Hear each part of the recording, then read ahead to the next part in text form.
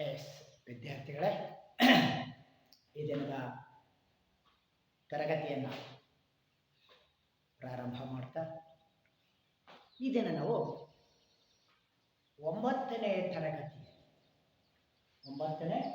ತರಗತಿಯಲ್ಲಿ ವ್ಯವಹಾರ ಅಧ್ಯಯನ ಈ ಒಂದು ವಿಭಾಗದಲ್ಲಿ ಘಟಕ 3 ಹಣಕಾಸಿನ ನಿರ್ವಹಣೆ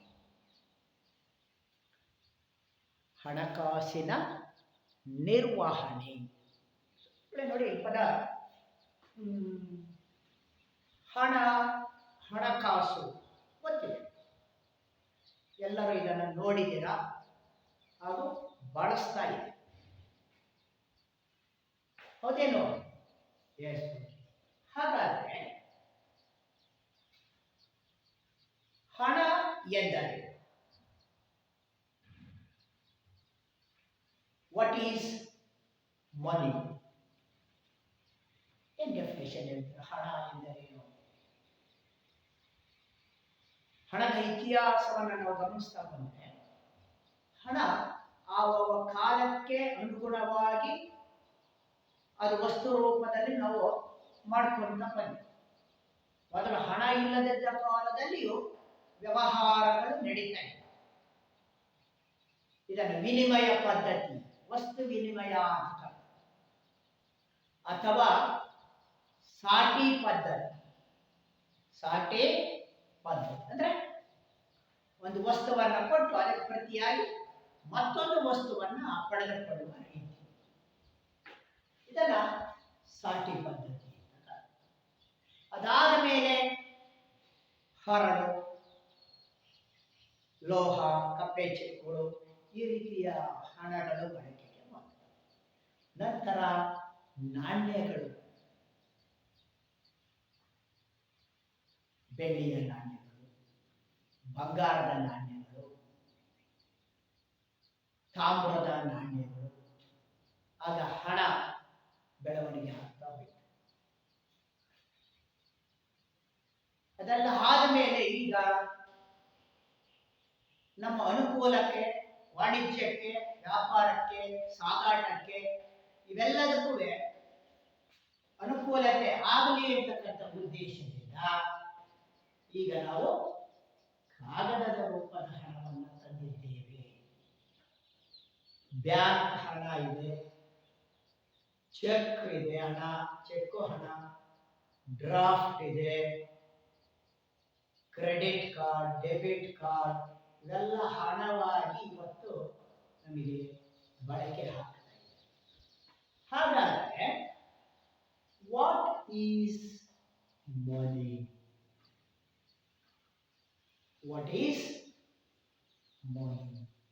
ಹಣ ಎಂದರೆ ಹಾಗಾದ್ರೆ ಹಣ ಇಲ್ಲ ಅಂದ್ರೆ ನಾವೇನು ಮಾಡೋದಕ್ಕೆ ಆಗೋದಿಲ್ಲ. ಅದಕ್ಕೆ ಇವತ್ತಿನ ವಾಣಿಜ್ಯ ಜೀವನ ಎಂಥ ಜೀವನ ಇದು ನಮ್ಮದು? ಎಲ್ಲ ಕೆಲಸಗಳಿಗೂ ದುಡ್ಡೇ ಹೆಚ್ಚು ಪ್ರಾಮುಖ್ಯತೆ ಪಡ್ಕೊಳ್ಳೋದು. ಹಣ ಇದ್ರೆ ನಾವು ಬದುಕೋದಕ್ಕೆ ಸಾಧ್ಯ ಅನ್ನೋ ಸ್ಥಿತಿ ಬಂದು, ಅಂದ್ರೆ ನಮ್ಮ ಜೀವನ ವಾಣಿಜ್ಯಕರಣಗೊಂಡಿದೆ. ಯಾಂತ್ರೀಕೃತ ಜೀವನ, ಯಂತ್ರಗಳ ಜೀವನ, ಹಾಗೆ ಎಲೆಕ್ಟ್ರಾನಿಕ್ ಜೀವನ, ಹಣ ವಾಣಿಜ್ಯ ಜೀವನ, ಹಣದ ಜೀವನ. ಏನೇ ಮಾಡಿದ್ರು ಹಣದ ಬಗ್ಗೆನೇ ಯೋಚಿಸುವ ಸ್ಥಿತಿ ಬಂದಿದೆ, ಹೌದಲ್ಲ? ಹಾಗಾದ್ರೆ ಹಣ ಎಂದರೆ ಹೆಸರೇ ಹಣ ಎಂದರೆ ಒಂದು ವಸ್ತುವಿನ ಬೆಲೆಯನ್ನ ನಿರ್ಧರಿಸತಕ್ಕಂತಹ ವಸ್ತು. ಒಂದು ವಸ್ತುವಿನ ಬೆಲೆಯನ್ನ ನಿರ್ಧರಿಸುವ ಹಾಗೂ ಕೊಡುವ ಮತ್ತು ಕೊಳ್ಳುವ ಈ ವ್ಯವಹಾರದಲ್ಲಿ ಬಳಸುವುದನ್ನೇ ನಾವು ಹಣ ಎಂದು ಕರೆಯುತ್ತೇವೆ ಅಲ್ವಾ? ಚೆನ್ನಾಗಿದಲ್ಲ? ದುಡ್ಡೇ ದೊಡ್ಡಪ್ಪ. ಹಣ ಇದ್ರೆ ಊರೆಲ್ಲ ನೆಂಟರು, ಹೌದಾ? ಹಾಗಾಗಿ ಹಣ ಇವತ್ತು ಬಹಳಷ್ಟು ಮುಖ್ಯ ಆಗುತ್ತೆ. ಈಗ ಹಣ ಅಂದ್ರೆ ಏನು ಅಂತ ನೋಡಿ, ಅದನ್ನೇ ನಿರ್ವಹಣೆ ಮಾಡುವುದು, ನಿರ್ವಹಿಸುವುದು ಅಂದ್ರೆ ಅದನ್ನ ಸಮರ್ಪಕವಾಗಿ ಬಳಕೆ, ಸಂಗ್ರಹ, ಕ್ರೋಢೀಕರಿಸುವುದು, ಈ ರೀತಿಯ ಕಾರ್ಯಗಳೇನಿರ್ತವೆ ಮತ್ತು ಅದನ್ನ ಹೆಚ್ಚು ದುಪ್ಪಟ್ಟು ಮಾಡತಕ್ಕಂಥದ್ದು, ಇವೆಲ್ಲ ಬೆಳವಣಿಗೆ ಏನಿದೆ ಇದನ್ನೇ ನಾವು ಹಣಕಾಸಿನ ನಿರ್ವಹಣೆ ಎಂದು ಕರೆಯುತ್ತೇವೆ. ಓಕೆನಾ? ಎಸ್. ಹಾಗಾದರೆ ಒಬ್ಬ ಎಕನಾಮಿಕ್ ತಜ್ಞರು ಇಲ್ಲಿ ಹೇಳ್ತಾರೆ, ವ್ಯವಹಾರ ತಜ್ಞರು ಹಣಕಾಸಿನ ನಿರ್ವಹಣೆ ಅಂದರೇನು? ಗುಟಮನ್ ಮತ್ತು ಡಾಗಲ್ ಎಂಬ ಯಾರ್ಯಾರು? ಗುಟಮನ್ ಮತ್ತು ಡ್ಯಾಗಲ್ ಇವರ ಪ್ರಕಾರ ಹಣ ಎಂದರೆ, ಹಣಕಾಸಿನ ನಿರ್ವಹಣೆ ಎಂದರೆ ಒಂದು ಹಣಕಾಸಿನ ವ್ಯವಹಾರ ಸಂಸ್ಥೆಯ ಚಟುವಟಿಕೆಯ ಯೋಜನೆ ಮತ್ತು ಸಂಗ್ರಹ ಮತ್ತು ನಿಯಂತ್ರಣ. once again I repeat, ಗುಟಮನ್ ಮತ್ತು ಡ್ಯಾಗಲ್ ಅವರ ಪ್ರಕಾರ ಹಣಕಾಸಿನ ನಿರ್ವಹಣೆ ಎಂದರೆ ಹಣಕಾಸಿನ ವ್ಯವಹಾರ ಸಂಸ್ಥೆಯ ಚಟುವಟಿಕೆ, ಯೋಜನೆ, ಸಂಗ್ರಹಣೆ, ನಿಯಂತ್ರಣ. ಅಂದರೆ ಒಂದು ಸಂಸ್ಥೆಯಲ್ಲಿ ಹಣಕಾಸಿನ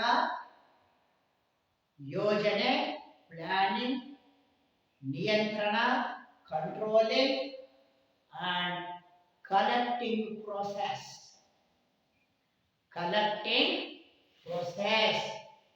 ಇದನ್ನ ನಾವು ಹಣಕಾಸಿನ ನಿರ್ವಹಣೆ, ಹಣಕಾಸಿನ ನಿರ್ವಹಣೆ, ನಿರ್ದೇಶನ ಸರಿ ಮಾಡು. ಅಂದ್ರೆ ಒಂದು ಹಣಕಾಸಿನ ಸಂಸ್ಥೆ ಏನಿರುತ್ತೆ, ಒಂದು ಸೊಸೈಟಿ ಆಗಿರ್ಬೋದು, ಬ್ಯಾಂಕ್ ಆಗಿರ್ಬೋದು, ಮತ್ತು ಫೈನಾನ್ಸಿಯಲ್ ಇನ್ಸ್ಟಿಟ್ಯೂಷನ್ಗಳಾಗಿರ್ಬೋದು, ಸಂಸ್ಥೆಗಳಾಗಿರ್ಬೋದು, ಇಲ್ಲಿ ಆ ಹಣವನ್ನ ಸಂಗ್ರಹಣೆ ಮಾಡ್ತಕ್ಕಂಥದ್ದು ಮತ್ತು ಅದಕ್ಕೆ ಸರಿಯಾದಂತಹ ಪ್ಲಾನ್ ಅನ್ನ ಮಾಡತಕ್ಕಂಥದ್ದು, ಯೋಜನೆಯನ್ನು ತಯಾರಿಸುವುದು, ಸಮರ್ಪಕವಾಗಿ ಬಳಕೆ ಮತ್ತೆ ಸಮರ್ಪಕವಾಗಿ ಸಂಗ್ರಹಿಸುವ ಕಾರ್ಯಗಳೇನಿದೆ ಇದನ್ನೇ ಹಣಕಾಸಿನ ನಿರ್ವಹಣೆ ಎಂದು ಕರೆಯುತ್ತೇವೆ. ಹಾಗಾದರೆ ಹಣದ ಕಾರ್ಯಗಳು ಏನು? ಹಣ ಏನೇನು ಕೆಲಸ ಮಾಡುತ್ತೆ? ಒಂದು, ಹಣವು ವಸ್ತುವಿನ ಬೆಲೆಯನ್ನ, ವಸ್ತುವಿನ ಮೌಲ್ಯವನ್ನ ನಿರ್ಧರಿಸುತ್ತದೆ. ಹೌದಾ? ಹಣ ಬಂಡವಾಳದ ಸಂಗ್ರಹಣೆಯಾಗಿರುತ್ತದೆ. ಹಣ ಕೊಡುವಿಕೆ ಕೊಳ್ಳುವಿಕೆಯಲ್ಲಿ ಮುಖ್ಯವಾದಂತಹ ಪಾತ್ರವನ್ನು ವಹಿಸುತ್ತದೆ. ಹೌದಲ್ವಾ? ಮತ್ತು ವಸ್ತುಗಳ ಸಂಗ್ರಹಣೆ ರೂಪದಲ್ಲಿ ಇದು ಕೆಲಸ ಮಾಡುತ್ತದೆ. ಈಗ ನಾವು ಯಾವುದೋ ವಸ್ತುಗಳನ್ನ ಕೃಷಿಯಲ್ಲಿ ಯಾವುದೋ ಬೆಳೆಯನ್ನ ಬೆಳೆದಿರ್ತೀವಿ, ಕಬ್ಬು, ಭತ್ತ ಇದೆಲ್ಲ ಬೆಳಿತೀವಿ. ಆದರೆ ಅದು ಒಂದು ರೀತಿಯಲ್ಲಿ ಹಣವೇ ಹೌದು, ಇಲ್ಲ ಅಂತಲ್ಲ, ವಸ್ತು ಹಣ. ಆದರೆ ಅದನ್ನು ನಾವು ಸಂಗ್ರಹಿಸ್ಕೋಕ್ಕಾಗಲ್ಲ. ಹಣ ಸಂಗ್ರಹಣ ರೂಪದಲ್ಲಿ ಆಗುತ್ತದೆ, ಸಂಗ್ರಹಣ ಕಾರ್ಯವನ್ನು ಮಾಡುತ್ತದೆ. ಅಂದರೆ ಆ ವಸ್ತುವನ್ನು ಸಂಗ್ರಹಿಸಕ್ಕಾಗಲ್ಲ, ಆದರೆ ಅದರಷ್ಟು ಮೌಲ್ಯದ ಹಣವನ್ನು ನಾವು ಕಲೆಕ್ಟ್ ಮಾಡ್ತೀವಿ, ಠೇವಣಿಯಾಗಿ. ಹೌದಲ್ವ? ಇದು ಹಣದ ಕೆಲಸ. ಹಾಗಾದರೆ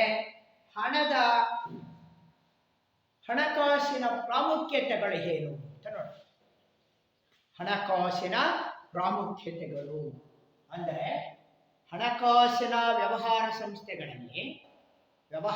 ಸಂಸ್ಥೆಗಳಲ್ಲಿ ಹಣಕಾಸು ಯಾವ ರೀತಿಯ ಪ್ರಾಮುಖ್ಯತೆಯನ್ನ ಪಡೆಯುತ್ತದೆ?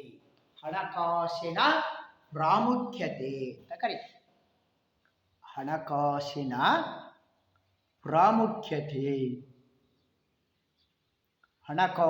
ಪ್ರಾಮುಖ್ಯತೆ ಕಾಣಿಸ್ತಾ ಇದೆಯೇ? Yes, okay. ನೋಡಿ, ಹಣಕಾಸು ವ್ಯವಹಾರ ಸಂಸ್ಥೆಗಳ ಜೀವರಕ್ತವಾಗಿದೆ.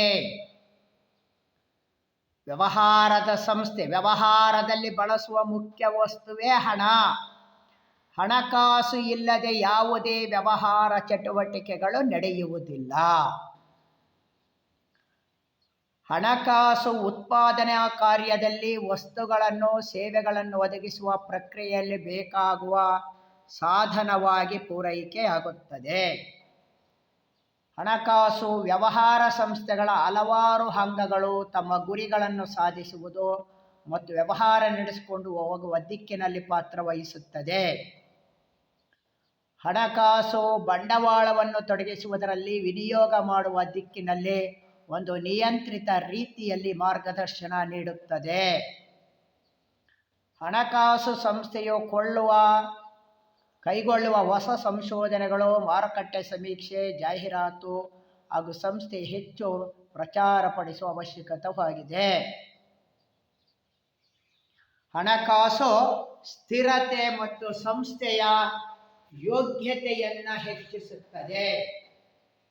ಹಣಕಾಸು ಸ್ಥಿರತೆ ಮತ್ತು ಸಂಸ್ಥೆಯ ಯೋಗ್ಯತೆಯನ್ನು ಹೆಚ್ಚಿಸುತ್ತದೆ. ಅಂದರೆ ಈ ಹಣಕಾಸಿನ ನಿರ್ವಹಣೆ ಏನಿದೆ ಇದು ಅನೇಕ ರೀತಿಯಲ್ಲಿ ಒಂದು ವ್ಯವಹಾರದಲ್ಲಿ ಬಹಳಷ್ಟು ಪ್ರಮುಖವಾದಂತಹ ಪಾತ್ರವನ್ನು ವಹಿಸುತ್ತೆ. ಹಣಕಾಸಿನ ನಿರ್ವಹಣೆ ಚೆನ್ನಾಗಿತ್ತು ಅಂದರೆ ವ್ಯಾಪಾರ, ಒಂದು ಸಂಸ್ಥೆಯ ಕೆಲಸ ಕಾರ್ಯಗಳು, ಇಲಾಖೆ, ಸರ್ಕಾರದಲ್ಲಿ, ಅದಕ್ಕೆ ನಮ್ಮಲ್ಲಿ ಹಣಕಾಸಿನ ಇಲಾಖೆನೇ ಇದೆ. ಅದಕ್ಕಾಗಿ ಒಬ್ಬರು ಹಣಕಾಸಿನ ಮಂತ್ರಿಗಳಿರ್ತಾರೆ, ಫೈನಾನ್ಸ್ ಮಿನಿಸ್ಟರ್. ಅದರ ಕಾರಣ ಏನಪ್ಪಾ ಅಂದ್ರೆ ಈ ಹಣಕಾಸನ್ನ ಮತ್ತು ಸರ್ಕಾರ, ಸಂಸ್ಥೆ, ಸಂಘಗಳನ್ನ ಸರಿಯಾದ ರೀತಿಯಲ್ಲಿ ನಿರ್ವಹಿಸಿಕೊಂಡು ಹೋಗುವುದು. ಅಂದ್ರೆ ಏನು ಬಹಳ ಮುಖ್ಯ ಆಗತ್ತೆ? ಒಂದು ಸಂಸ್ಥೆಯ, ಅದರಲ್ಲೂ ಹಣಕಾಸಿನ ಸಂಸ್ಥೆಯನ್ನ ನಿರ್ವಹಿಸಬೇಕಾದ್ರೆ ಬಹಳ ಪ್ರಮುಖವಾಗಿರ್ತಕ್ಕಂತಹ ಅಂಶ ಏನಪ್ಪಾ ಅಂತಂದ್ರೆ ಒಂದು ಆ ನಿರ್ವಹಣೆಯನ್ನ ಮಾಡತಕ್ಕಂತಹ ವ್ಯಕ್ತಿ ಏನಿರ್ತಾನೆ ಆ ವ್ಯಕ್ತಿ ಸರಿಯಾದ ಕ್ರಮಬದ್ಧವಾದಂತಹ ಒಂದು ಪ್ಲಾನಿಂಗ್ ಅನ್ನು ಹಾಕಬೇಕು. ಒಂದು ಯೋಜನೆ ಇರಬೇಕು. ಪ್ಲಾನಿಂಗ್ ನಂತರ ಹಣದ ಸಂಗ್ರಹಣೆ, ಅಂದ್ರೆ ಯಾವ್ಯಾವ ರೂಪದಲ್ಲಿ ಹಣವನ್ನ ಸಂಸ್ಥೆಗೆ ಕ್ರೋಢೀಕರಿಸಬೇಕು. Collecting money, planning, collecting money and control and managing, ನಿರ್ವಹಿಸೋ. ಫೈನಾನ್ಸ್ ಮ್ಯಾನೇಜಿಂಗ್ ನಿರ್ವಹಣೆ ಮಾಡತಕ್ಕಂಥ, ಮ್ಯಾನೇಜ್ಮೆಂಟ್ ಮಾಡೋದು. ಅಂದ್ರೆ ಒಂದು ಹಣಕಾಸು ಸಂಸ್ಥೆ ಸಮರ್ಪಕವಾಗಿ ಅದು ಕಾರ್ಯವನ್ನ ನಿರ್ವಹಿಸಬೇಕು ಅಂತಂದ್ರೆ ಇಲ್ಲಿ ಬಹಳಷ್ಟು ಮುಖ್ಯವಾಗಿ ಒಂದು ಯೋಜನೆ ಇರಬೇಕು, ಹಾಗೆ ಸಂಗ್ರಹಣೆ, ಅದೇ ರೀತಿಯಲ್ಲಿ ನಿಯಂತ್ರಣ, ಕಂಟ್ರೋಲಿಂಗ್ ಅಂತ ಏನಂತ ಕರಿತೀವಿ? ಕಂಟ್ರೋಲ್. ಅಂದ್ರೆ ಈ ಎಲ್ಲ ಅಂಶಗಳನ್ನ ಒಬ್ಬ ಸಂಸ್ಥೆಯಲ್ಲಿ ನಿರ್ವಹಿಸ್ತಕ್ಕಂತಹ ವ್ಯಕ್ತಿ ಏನಿರ್ತಾನೆ ಅವರು ಇವೆಲ್ಲವನ್ನ ಸಮರ್ಪಕವಾಗಿ ಮಾಡಿಕೊಂಡು ಹೋಗ್ಬೇಕಾಗತ್ತೆ. ಇದು ಈ ಹಣಕಾಸಿನ ಸಂಸ್ಥೆಯ ನಿರ್ವಹಣೆಯ ಮುಖ್ಯ ಕಾರ್ಯವಾಗಿದೆ. ನಿರ್ವಹಣೆಯ ಮುಖ್ಯ ಕಾರ್ಯ ನೋಡಿ, ಒಂದು ಸಾರಿ ಸೂಕ್ಷ್ಮವಾಗಿ ಅದನ್ನು ಗಮನಿಸಿದರೆ ನಿಮಗೆ ಇದರ ಅಂಶಗಳು ಗೊತ್ತಾಗ್ತದೆ. ವ್ಯವಹಾರ ಸಂಸ್ಥೆಗಳಲ್ಲಿ ಹಣಕಾಸಿನ ಪಾತ್ರ. ವ್ಯವಹಾರ ಸಂಸ್ಥೆಗಳಲ್ಲಿ ಹಣಕಾಸಿನ ಪಾತ್ರ ಅಂದರೆ ಹಣಕಾಸಿನ ಪಾತ್ರ ಎಷ್ಟರ ಮಟ್ಟಿಗೆ ಅಲ್ಲಿ ಪ್ರಾಮುಖ್ಯತೆಯನ್ನ ಪಡೆದುಕೊಳ್ಳುತ್ತದೆ ಅಂದರೆ ವಿದ್ಯಾರ್ಥಿಗಳೇ, ಯಾವುದೇ ಒಂದು ಹಣಕಾಸಿನ ಸಂಸ್ಥೆಯಲ್ಲಿ ಹಣ ರಕ್ತದ ರೂಪದಲ್ಲಿ ಜೀವರಕ್ತ, ಜೀವವನ್ನು ಕೊಡತಕ್ಕಂಥ ರಕ್ತವಾಗಿ ಕೆಲಸ ಮಾಡುತ್ತೆ. ಸಂಗ್ರಹಣೆ ಮೌಲ್ಯವಾಗಿ ಕೆಲಸ ಮಾಡುತ್ತೆ. ಕೊಡುವ ಕೊಳ್ಳುವಿಕೆಯಲ್ಲಿ ಪ್ರಮುಖ ಪಾತ್ರ ವಹಿಸುತ್ತೆ. ಹಿಂದುಳಿದ ಪ್ರದೇಶಗಳ ಅಭಿವೃದ್ಧಿಗೆ ಪ್ರಮುಖ ಆಗತ್ತೆ. ಹಣಕಾಸಿನ ಸ್ಥಿರತೆ ಮತ್ತು ಯೋಗ್ಯತೆಯನ್ನು ಇದು ಹೆಚ್ಚಿಸುತ್ತದೆ. ಹೀಗೆ ಒಂದು ಸಂಸ್ಥೆಯಲ್ಲಿ, ಅದರಲ್ಲೂ ಸಹ ಒಂದು ಹಣಕಾಸಿನ ಸಂಸ್ಥೆಯಲ್ಲಿ ಈ ಹಣ ಇಷ್ಟೆಲ್ಲ ಕಾರ್ಯವನ್ನ ನಿರ್ವಹಿಸ್ತಾ ಹೋಗುತ್ತೆ. ಹೌದಲ್ವೇ? ಹಾಗೆ ಅಲ್ಲಿ ಇರ್ತಕ್ಕಂತಹ ಮುಖ್ಯ ವ್ಯವಸ್ಥಾಪಕ, ಈ ಸಂಸ್ಥೆಯಲ್ಲಿ ಇರ್ತಕ್ಕಂಥ ವ್ಯವಸ್ಥಾಪಕ ಏನಿರ್ತಾನೆ ಆತ ಈ ಹಣದ ಸಂಗ್ರಹಣೆ, ಹಣದ ಹೆಚ್ಚಳ, ಹಣದ ಬಳಕೆ ಮತ್ತು ಹಣದ ವ್ಯವಸ್ಥೆ ಅಂದ್ರೆ ಅದನ್ನ ವ್ಯವಸ್ಥಿತವಾಗಿ ಸಂಗ್ರಹಣೆ ಮಾಡುವುದು, ಕ್ರೋಢೀಕರಿಸುವುದು, ಕಲೆಕ್ಟಿಂಗ್ ಮಾಡುವುದು, ಇದೆಲ್ಲದೂ ಸಹ ಅವನ ಚತುರತೆಯ ಮೇಲೆ ನಿಂತಿರುತ್ತದೆ. ಇದನ್ನೇ ಇಲ್ಲಿ ನಾವು ಹಣಕಾಸಿನ ನಿರ್ವಹಣೆ, ಹಣಕಾಸಿನ ನಿರ್ವಹಣೆ.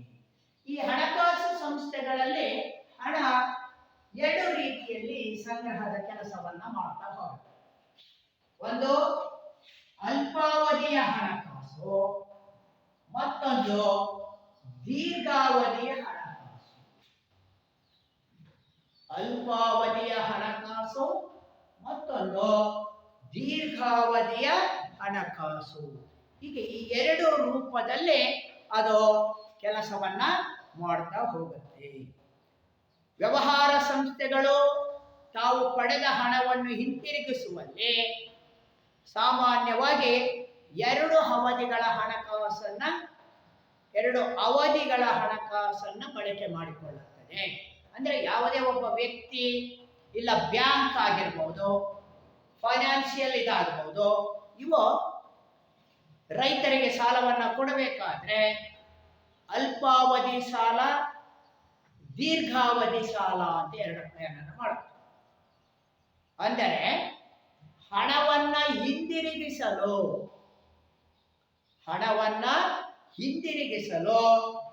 ಕೊಡ್ತಕ್ಕಂತಹ ಒಂದು ಅವಕಾಶದ ಯೋಜನೆ ಇದು.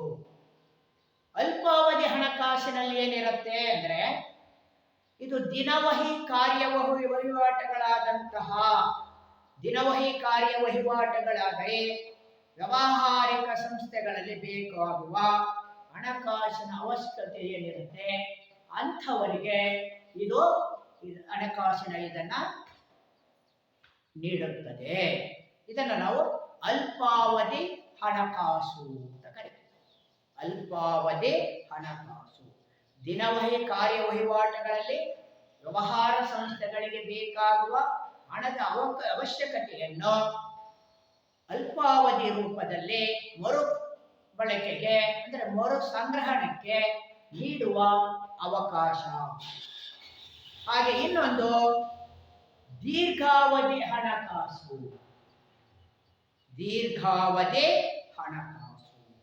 ದೀರ್ಘಾವಧಿ ಹಣಕಾಸು ಏನ್ ಹೇಳುತ್ತೆ ಅಂದ್ರೆ ಸಾಮಾನ್ಯವಾಗಿ ಇದು ಒಂದು ಅವಧಿಯ, ಒಂದು ವರ್ಷಕ್ಕೆ ಸೀಮಿತವಾಗಿರುತ್ತದೆ. Long term.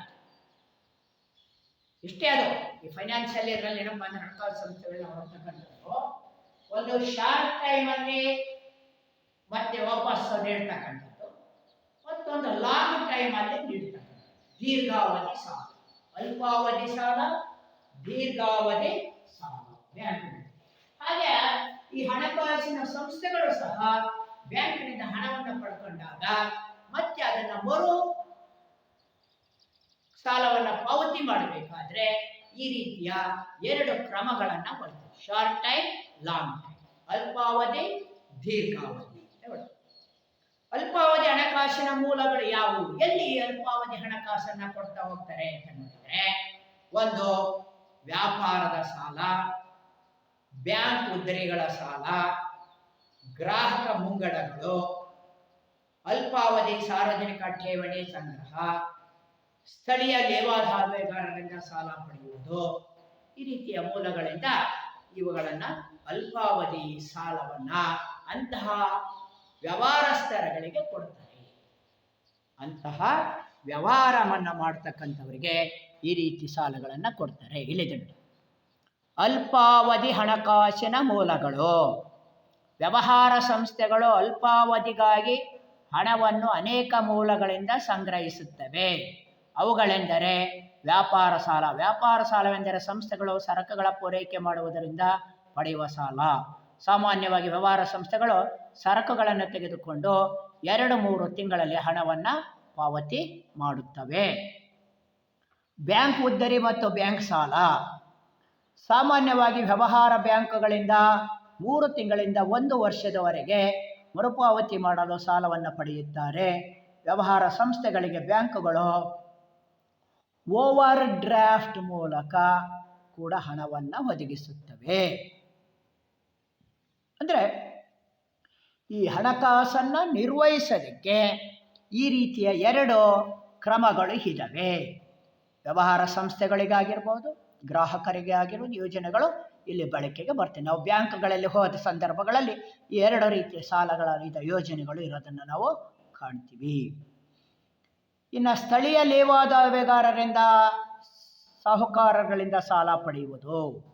ಕೆಲವು ಅತಿ ಜರೂರು ಸಂದರ್ಭಗಳಲ್ಲಿ ವ್ಯವಹಾರ ಸಂಸ್ಥೆಗಳು ಸ್ಥಳೀಯ ಲೇವಾದೇವಿಗಾರರಿಂದ ಅಲ್ಪಾವಧಿಗೆ ಸಾಲವನ್ನು ಪಡೆಯುತ್ತವೆ. ಇದು ಅಲ್ಪಾವಧಿ ಹಣಕಾಸಿನ ಸಾಲ. ನೆಕ್ಸ್ಟ್ ದೀರ್ಘಾವಧಿ ಎಂದರೆ ಸಾಮಾನ್ಯ ಈ ಅವಧಿಯ ಸಾಲದ ಮರುಪಾವತಿ ಹೆಚ್ಚು ಸಮಯಕ್ಕೆ ಎಂದರೆ 1 ವರ್ಷದವರೆಗೂ ಇಟ್ಟುಕೊಂಡು ಅದನ್ನು ಮತ್ತೆ ಮರುಪಾವತಿಯನ್ನು ನೀಡುವ ಕ್ರಮ. ಉದಾಹರಣೆಗೆ ಇದು ಎಲ್ಲೆಲ್ಲಿ ಸ್ಥಿರ ಆಸ್ತಿಗಳನ್ನು ಹೊಂದುವುದು, ಪ್ರಸ್ತುತ ಉತ್ಪಾದನಾ ಕಾರ್ಯಗಳನ್ನು ಆಧುನಿಕ ಕಾರ್ಯಗಳಿಗೆ ವಿಸ್ತರಿಸುವುದು. ಈ ರೀತಿ ಇದರಲ್ಲಿ ಈ ದೀರ್ಘಾವಧಿ ಸಾಲ ಇರುತ್ತೆ. ದೀರ್ಘಾವಧಿ ಸಾಲವು ಅಲ್ಪಾವಧಿ ಸಾಲಕ್ಕಿಂತ ದುಬಾರಿಯಾಗಿರುತ್ತದೆ. ಅಂದರೆ ಅಲ್ಲಿ ಬಡ್ಡಿ ದರ ಹೆಚ್ಚಾಗಿರುತ್ತದೆ. ಈ ಸಾಲವನ್ನು ಷೇರುಗಳನ್ನು ಕೊಡುವುದರ ಮೂಲಕ, ವಂತಿಕೆಗಳ ಮೂಲಕ ಪಡೆಯುತ್ತವೆ ಮತ್ತು ಹಣಕಾಸಿನ ಸಂಸ್ಥೆಗಳಿಂದಲೂ ಪಡೆಯುತ್ತವೆ. ಅಂದರೆ ಈ ದೀರ್ಘಾವಧಿ ಸಾಲ ಮತ್ತು ಅಲ್ಪಾವಧಿ ಸಾಲಗಳು ಏನಿದೆಯೋ ಇದು ಆ ಬ್ಯಾಂಕುಗಳಲ್ಲಿ, ವ್ಯವಹಾರ ಸಂಸ್ಥೆಗಳಲ್ಲಿ ಅವು ರೂಪಿಸಿಕೊಂಡಿರ್ತಕ್ಕಂತಹ ಒಂದು ಹಣದ ನಿರ್ವಹಣೆ ಮಾಡತಕ್ಕಂತಹ ಯೋಜನೆ. ಹಣಕಾಸು ಸಂಸ್ಥೆಗಳೇನಿರ್ತವೆ ಅವೆಲ್ಲವೂ ಸಹ ಗ್ರಾಹಕರಿಂದಲೇ ನಡೀತಕ್ಕಂಥ, ಬಳಕೆದಾರರಿಂದಲೇ ನಡೆಯುತ್ತೋ ಹಾಗೆ ಈ ಬಳಕೆದಾರರಿಗೆ ಅನುಕೂಲವನ್ನು ಮಾಡಿಕೊಡಬೇಕು. ಇಳುವರಿ ಬಳಕೆದಾರರಿಗೆ ಅನುಕೂಲವಾಗಬೇಕು, ಬ್ಯಾಂಕಿನ ವ್ಯವಹಾರ ಸಂಸ್ಥೆಗೂ ಅನುಕೂಲತೆ ಆಗಬೇಕು.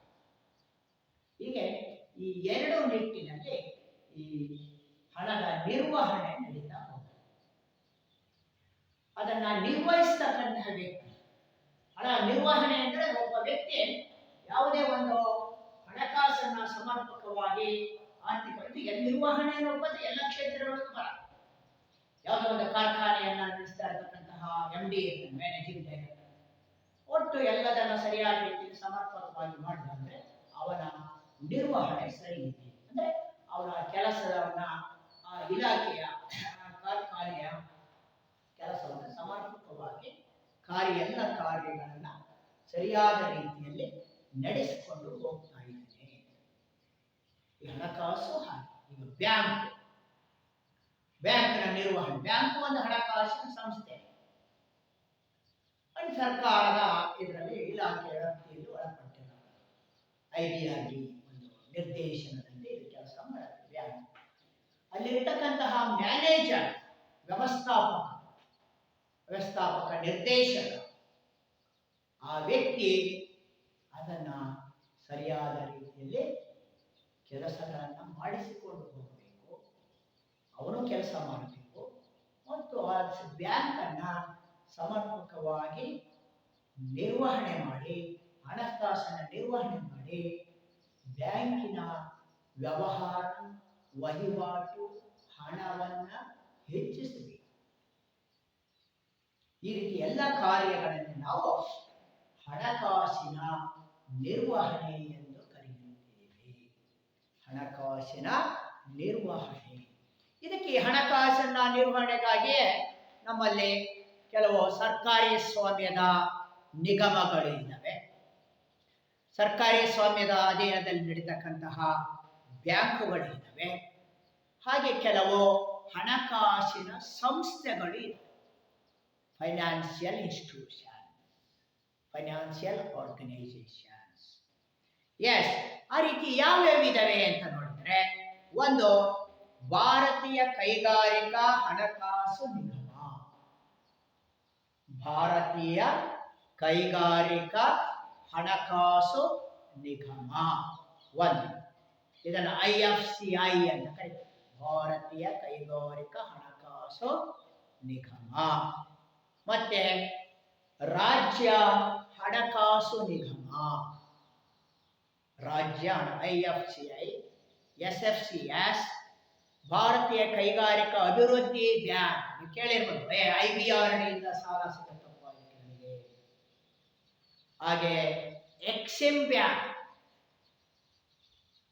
ಇಂಪೋರ್ಟ್ ಎಕ್ಸ್ಪೋರ್ಟ್ಗಳು, ಈ ವಿದೇಶಿ ವ್ಯವಹಾರಗಳಲ್ಲಿ ಇದು ಪ್ರಮುಖ ಪಾತ್ರವನ್ನು ವಹಿಸುತ್ತೆ. ಎಕ್ಸಿಮ್, ಆಯಾತ ನಿರ್ಯಾತ ಆಮದು ರಫ್ತು. ಕಮರ್ಷಿಯಲ್ ಬ್ಯಾಂಕ್ಸ್, ವಾಣಿಜ್ಯ ಬ್ಯಾಂಕುಗಳು, ಪ್ರಗತಿ ಕೃಷ್ಣ ಗ್ರಾಮೀಣ ಬ್ಯಾಂಕ್, ಭಾರತೀಯ Indian bank, Canara bank, syndicate bank, ಇವೆಲ್ಲ ವಾಣಿಜ್ಯ ಬ್ಯಾಂಕುಗಳಲ್ಲಿ ಕೆಲಸ ಮಾಡ್ತಾರೆ. ಸಹಕಾರಿ ಬ್ಯಾಂಕುಗಳಿಗೆ ಸೊಸೈಟಿ, ಕೋಆಪರೇಟಿವ್ ಬ್ಯಾಂಕ್ಸ್, ಇವು ಈ ಹಣಕಾಸನ್ನ ನಿರ್ವಹಣೆ ಮಾಡತಕ್ಕಂತಹ ಸಂಸ್ಥೆಗಳು ಆಗಿದ್ದಾವೆ. ಅದರಲ್ಲಿ ಭಾರತೀಯ ಕೈಗಾರಿಕಾ ಹಣಕಾಸು ನಿಗಮ ಮೊದಲನೇ ಏನು ಮಾಡುತ್ತಿದ್ದು, ಈ ಸಂಸ್ಥೆಯು ಪಾರ್ಲಿಮೆಂಟಿನ ಕಾಯ್ದೆಯ ಪ್ರಕಾರ ಕೈಗಾರಿಕೆಗಳಿಗೆ ದೀರ್ಘಾವಧಿ ಸಾಲವನ್ನು ಕೊಡುತ್ತದೆ. ಇದು 1948ರಲ್ಲಿ ನಮ್ಮ ದೇಶದಲ್ಲಿ ಮೊದಲು ಸ್ಥಾಪನೆ ಆಯಿತು. ಈ ನಿಗಮವು ಸಾರ್ವಜನಿಕ ನಿಯಮಿತ ಕಂಪನಿ, ಸಹಕಾರ ಸಂಸ್ಥೆಗಳು ಮತ್ತು ರಾಜ್ಯ ಸರ್ಕಾರದ ಒಡೆತನದಲ್ಲಿನ ನಿಯಮಿತ ಕಂಪನಿಗಳಿಗೆ ಸಾಲವನ್ನು ನೀಡುತ್ತದೆ. ಕೆಲವು ಅಥಾರೈಸ್ ಸಂಸ್ಥೆಗಳು ಏನಿರ್ತವೆ, ಆ ಸರ್ಕಾರದ ಹಿಡಿತದಲ್ಲಿ ಇರ್ತಕ್ಕಂಥವು, ಅವಕ್ಕೆ ಇದು ಸಾಲವನ್ನು ಕೊಡುತ್ತೆ. ಮತ್ತೊಂದು ರಾಜ್ಯ ಹಣಕಾಸು ನಿಗಮ. ಭಾರತೀಯ ಪಾರ್ಲಿಮೆಂಟ್ 1951ರಲ್ಲಿ ರಾಜ್ಯ ಸರ್ಕಾರಗಳು ತಮ್ಮ ರಾಜ್ಯಗಳಿಗೆ ರಾಜ್ಯ ಹಣಕಾಸು ನಿಗಮವನ್ನು ಸ್ಥಾಪಿಸಲು ಕಾಯ್ದೆ ಮಾಡಿತು. ಅಂದರೆ ರಾಜ್ಯದ ಹಣಕಾಸು ಇದಕ್ಕಾಗಿ ಇರುವುದು. ಈ ಕಾಯ್ದೆಯು ಜಮ್ಮು ಕಾಶ್ಮೀರ ರಾಜ್ಯವನ್ನು ಹೊರತುಪಡಿಸಿ ಎಲ್ಲ ರಾಜ್ಯಗಳಿಗೂ ಇದು ಅನ್ವಯವಾಗುತ್ತದೆ. ಅಂದರೆ ರಾಜ್ಯ ಹಣಕಾಸು ನಿಗಮ ರಾಜ್ಯದ ಹಣಕಾಸನ್ನ ನಿರ್ವಹಿಸತಕ್ಕಂತಹ ಒಂದು ನಿಗಮ ಇದಾಗಿದೆ. ಹಾಗೆಯೇ ಭಾರತೀಯ ಅಭಿವೃದ್ಧಿ ಕೈಗಾರಿಕಾ ಬ್ಯಾಂಕ್, ಇದನ್ನೇನಂತ ಕರಿತೀವಿ, IDBI ಅಂತ ಕರಿತೀವಿ. IDBI ಬ್ಯಾಂಕ್ ಅಂದರೆ ಭಾರತೀಯ ಕೈಗಾರಿಕಾ ಅಭಿವೃದ್ಧಿ ಬ್ಯಾಂಕ್ಗಳ ಕಾಯ್ದೆಯ ಪ್ರಕಾರ 1964ನಲ್ಲಿ ಇದು ಆರಂಭವಾಯಿತು. ಭಾರತೀಯ ರಿಸರ್ವ್ ಬ್ಯಾಂಕಿನ ಒಡೆತನದಲ್ಲಿದ್ದಿದ್ದು 1976ರಲ್ಲಿ ಒಡೆತನವನ್ನು ಕೇಂದ್ರ ಮತ್ತು ರಾಜ್ಯ ಸರ್ಕಾರಗಳಿಗೆ ವರ್ಗಾಯಿಸಿತು. ಈಗ ಇದು ಸ್ವಾಯತ್ತ ಸಂಸ್ಥೆಯಾಗಿ ಕೆಲಸವನ್ನ ಮಾಡ್ತಾ ಇದೆ. ನಂತರ ಆಯಾತ ನಿರ್ಯಾತ ಬ್ಯಾಂಕ್, ಇದು ಆಮದು ರಫ್ತು ಸರ್ಕಾರಿ ಒಡೆತನದ ಬ್ಯಾಂಕ್. ಇದು ಆಮದು ರಫ್ತುಗಳ ಮಾಡುವ ಸಂಸ್ಥೆಗಳಿಗೆ ಇದು ಹಣಕಾಸನ್ನು ಒದಗಿಸುತ್ತದೆ, ಅದನ್ನು ಹೆಚ್ಚಿಸೋದಕ್ಕೆ. ದೀರ್ಘಾವಧಿ ಸಾರ್ವಜನಿಕ ಠೇವಣಿಗಳು, ಸಾಹಸ ಬಂಡವಾಳ, ಅನ್ಯೋನ್ಯ ನಿಧಿಗಳು, ಮ್ಯೂಚುವಲ್ ಫಂಡ್. ಭಾರತದಲ್ಲಿ ದೀರ್ಘಾವಧಿ ಸಾಲಗಳನ್ನು ಒದಗಿಸುವ ಸಂಸ್ಥೆಗಳಲ್ಲಿ ಮ್ಯೂಚುವಲ್ ಫಂಡ್ಗಳು ಕೂಡ ಒಂದಾಗಿದೆ, ಹೌದಲ್ವಾ?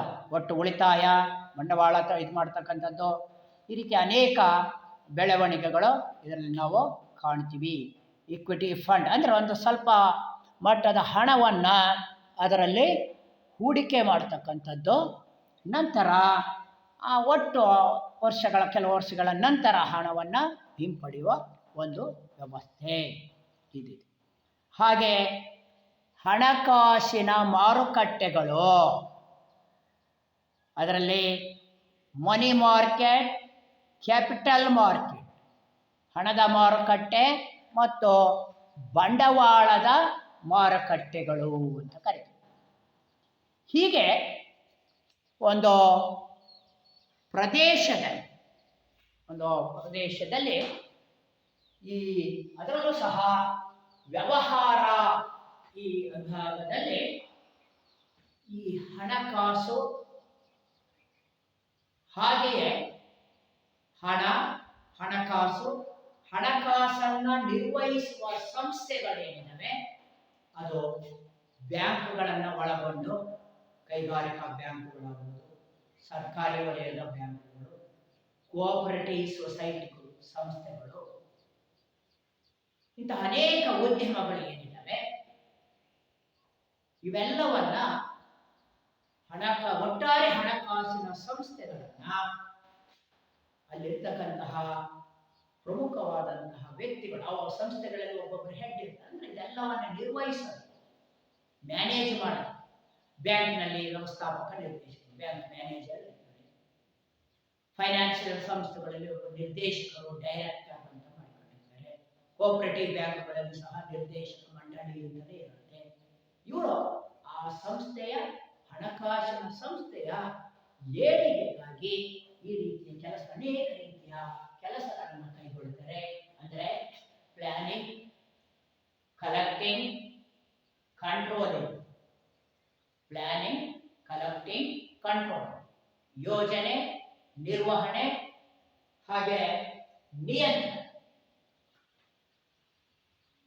ಹೀಗೆ ಇವೆಲ್ಲ ಕೆಲಸಗಳನ್ನ ಮುಖ್ಯಸ್ಥರು ಮಾಡ್ತಕ್ಕಂಥದ್ದನ್ನೇ ಇಲ್ಲಿ ನಾವು ಹಣಕಾಸಿನ ನಿರ್ವಹಣೆ ಅಂದ್ರೆ ಒಂದು ಸಂಸ್ಥೆಯ ಹಣಕಾಸನ್ನು ಸರಿಯಾದ ರೀತಿಯಲ್ಲಿ ನಿರ್ವಹಿಸಿಕೊಂಡು ಹೋಗಬೇಕು. ಸಣ್ಣ ಪ್ರಮಾಣದಲ್ಲಿ, ದೊಡ್ಡ ಪ್ರಮಾಣ, ಹೌದಲ್ಲೇ? ಈಗ ವೈಯಕ್ತಿಕವಾಗಿ ಹಣಕಾಸುಗಳನ್ನ ನಿರ್ವಹಿಸ್ತಕ್ಕಂಥದ್ದು ಅದು ಬಹಳ ಮುಖ್ಯ. ಬ್ಯಾಂಕ್ಗಳಿಂದ ಸಾಲವನ್ನು ತಗೊಂಡು ಮರುಬಳಕೆ ಮಾಡಿ ಮರುಪಾವತಿ ಮಾಡತಕ್ಕಂಥದ್ದು ಅದು ನಿರ್ವಹಣೆ.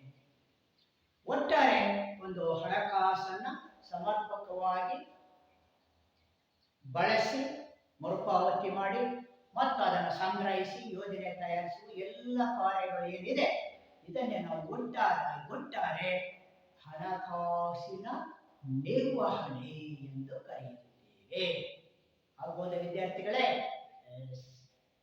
ಧನ್ಯವಾದಗಳು.